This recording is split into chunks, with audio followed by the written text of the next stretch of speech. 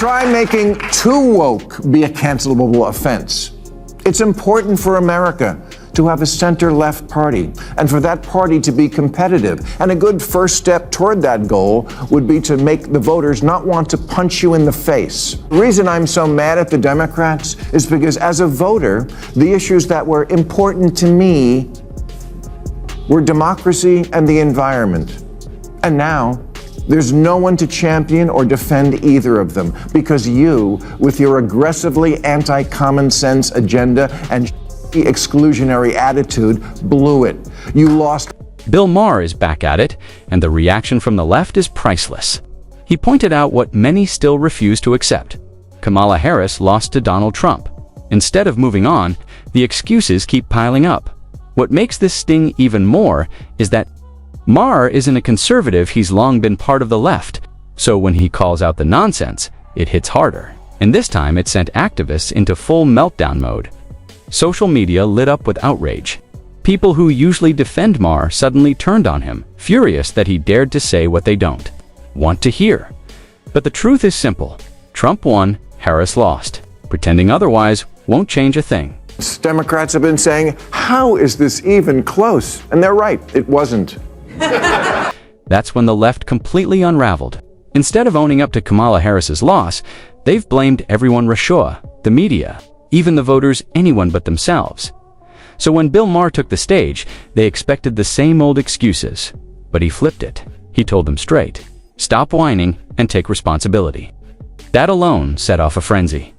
Then came the real hit. Maher dropped a blunt truth that tore through their narrative and sparked an online meltdown unlike anything we've seen in a long time. Conceive of a second Trump term, but they should have. When does America ever turn down second? I mean, come on. Look, this is just the facts. This is just the facts. Trump won all the swings, all 7. I mean, he ran the table. Trump won so big. Today he called the Secretary of State in Georgia and he asked him to lose him 11,000. No surprise, Bill Maher drives the left crazy. Nothing stings more than getting called out by one of your own. They expect him to stick to the late-night formula bash Trump, recycle the same jokes, and keep it safe, like Kimmel, Stewart, or Colbert. But Maher isn't built for that. He's not waving the team flag. He's out to expose hypocrisy wherever it hides. And when he turns that fire on Democrats, his takedowns cut deep so sharp. They leave his own side scrambling for excuses and even booing him in public. He has an amazing coalition. He kept the old crowd that likes him. He got a lot of new voters. He got a lot of people who say they just want to see what he'll do. I call this the get the cat high vote. Then laid out one of the key reasons behind Trump's return to the White House. He kept his loyal base locked in while slowly winning over new supporters. Something the Democrats completely failed to do. By the end of Biden's second year, nearly half the people who had backed him had already walked away. And these weren't just casual voters. Big names like Joe Rogan and Elon Musk were openly turning their backs on the party. Even RFK Jr. eventually bailed, frustrated with what he saw as a left hijacked by radical woke politics. Maher's point couldn't have been clearer. Trump focused on holding his ground and building momentum, while the Democrats wasted time pushing people away and letting their own coalition collapse right in front of them. He did better, like in every demographic. The exit poll said he grabbed 52% of white women. He also got their votes.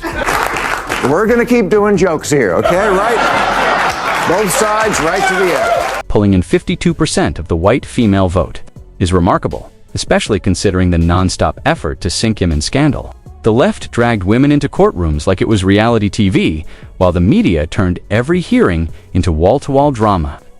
The mission was obvious: destroy Trump's image and make him politically radioactive.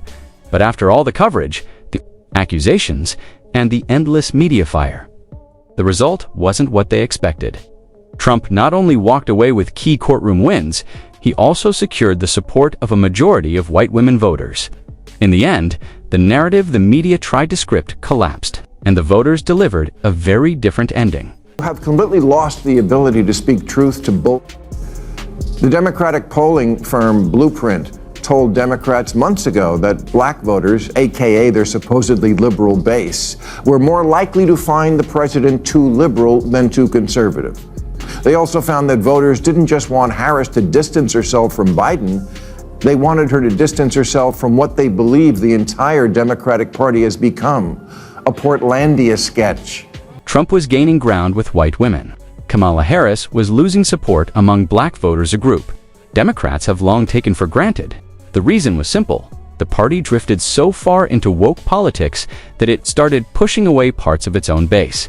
Instead of focusing on issues like jobs, safer neighborhoods, and stronger schools, the DNC leaned hard into catering to LGBTQ activists. That didn't sit well with many black communities, where cultural values often clashed with the message. Rather than engaging in real conversations, Harris and her team came across as lecturing and pushing ideals that didn't connect. The result: frustration, low enthusiasm, and a clear signal from black voters. Their support is no longer automatic. Kamala threw the environment under the bus to win the fracking vote in Pennsylvania and the automobile vote in Michigan, and then didn't win either. At the presidential debate, environment came up once, and Kamala used the opportunity to brag that we've increased domestic gas production to historic levels. And Trump, of course, called Mother Nature a childless cat lady. And now we're back to that, because the Democrat lost. So good luck to us and enjoy the impossible lobster. That's exactly what many Americans respect. About Donald Trump, what you see is what you get. He doesn't hide behind poll-tested lines or dress up his words to please the crowd. You may not like what he says, but you always know exactly where he stands. No fake promises, no carefully packaged lies, no sugar-coated betrayals. His style is blunt, raw, and unapologetically transparent. Kamala Harris, on the other hand, struggled from the start. Her message was never clear. One week she sounded one way. The next week she adjusted her pitch for a different audience. Instead of planting firm positions, she shuffled through vague talking points that left people guessing. Her speeches were filled with slogans, but lacked real substance. Viewers tuned in, hoping for clarity, but more often than not, they walked away with nothing. Making too woke be a cancelable offense. It's important for America to have a center-left party, and for that party to be competitive. And a good first step toward that goal would be to make the voters not want to punch you in the face. Democrats want a real shot in the next election. They'll have to break free from the grip of woke culture. Letting fringe ideas dominate the platform has pushed away millions of everyday Americans who aren't looking for lectures on ideology. They just want practical solutions. Instead of repeating woke talking points, the party should be listening to what people actually care about: the economy, jobs, safety, and stability. Policies should be grounded in real life, not whatever happens to be trending on Twitter. The non-stop focus on identity politics and virtue signaling doesn't inspire anyone. It irritates them at this point. It's driving people away in frustration.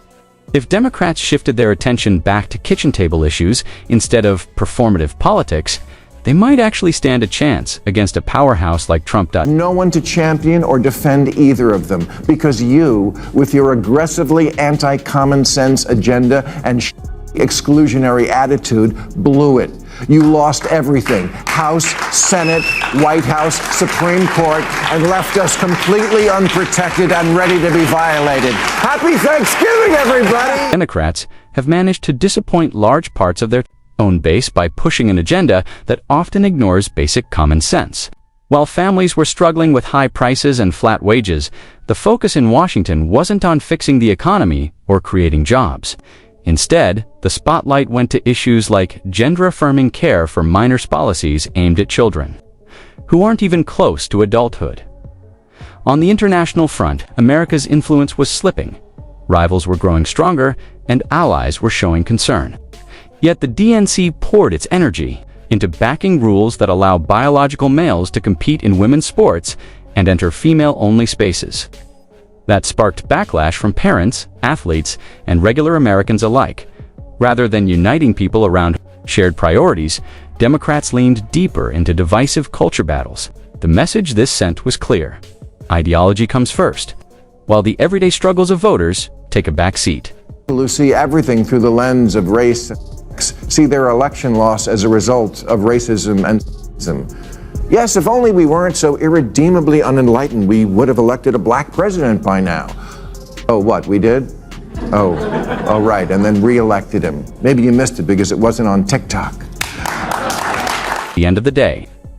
The Democrats' 2024 collapse wasn't just about Trump's strength, it was about their own mistakes. Trump held his base, grew his reach, and came across as authentic. Meanwhile, the DNC drove people away with confusing messaging, watered-down priorities, and an obsession with woke politics. Kamala Harris never built real trust. Instead of taking bold, clear positions, she leaned on scripted talking points that felt safe but uninspiring. And while Americans were worried about jobs, inflation, and safety, Democrats stayed fixated on culture wars that only fractured their coalition further. The warning signs were everywhere: losing white women, slipping black voter support, even longtime liberals like Bill Maher calling them out. But instead of listening, the party brushed it off. That choice cost them dearly. If Democrats want another shot, they'll need less ideology, fewer excuses, and a lot more focus on the people they claim to represent. And that's a wrap for today's video. If you enjoyed this breakdown, make sure to hit the like button, subscribe, and stay tuned for more known sense commentary. Thanks for watching, and I'll see you in the next one.